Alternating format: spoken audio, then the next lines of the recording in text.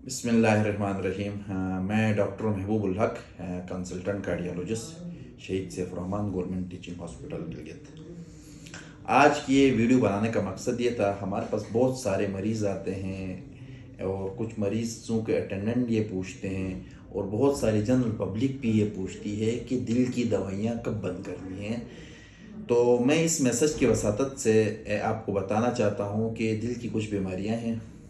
मिसाल के तौर पर किसी को हार्ट अटैक हो, धड़कन का मसला है जिसमें स्वीटीज़ हैं, एट्रियल फिब्रिलेशन है, उसके अलावा दिल काम करना छोड़ देता है हार्ट अटैक की वजह से, या किसी का बाईपास होता है। तो खुसूसन ये सवाल पूछते हैं, ठीक है हमारा बाईपास हो गया, हमारी एंजियोप्लास्टी हो गई, हमारा वॉल रिप्लेसमेंट हो गया, तो इसके बाद दवाइयों की ज़रूरत नहीं है या है।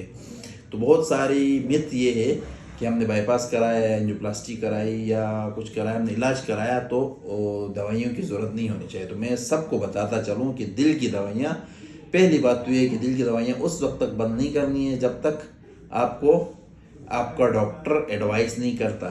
दूसरी बात ये कि एक दफ़ा अल्लाह ना करे किसी को दिल का हार्ट अटैक हुआ तो उसने लाइफ टाइम वो दवाई लेनी है। उसके अलावा अगर हार्ट अटैक होकर दिल का काम कम होता है तो फिर भी लाइफ टाइम दवाई लेनी है। अगर किसी धड़कन का मसला है तो फिर भी लाइफ टाइम दवाई लेनी है। उसके अलावा आपको ब्लड प्रेशर का मरज़ है तो ब्लड प्रेशर कंट्रोल में है, दवाइयों का डोज कम हो सकता है, ज़्यादा हो सकता है, दवाइयों की तादाद कम हो सकती है, ज़्यादा हो सकती है, लेकिन आपने कभी भी दिल की दवाइयाँ खुद से बंद नहीं करनी है।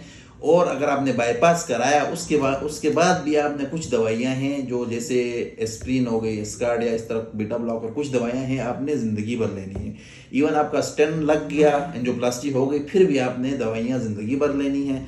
उसके अलावा कोई वॉल आपकी बदली हो गई, फिर भी आपने दवाइयाँ ज़िंदगी भर लेनी है। कुछ हैं कि एसयूटीज़ हैं जिनको एब्लेशन हो गई, आप दवाइयाँ छोड़ सकते हैं। उसके अलावा कोई वॉल लीक है, तंग है, मैकेनिकल वॉल या प्रोस्थेटिक वॉल या कोई भी किस्म का प्रोसीजर होता है, उसके बाद भी आपने खून पतला करने की दवाइयाँ आपने लेनी है।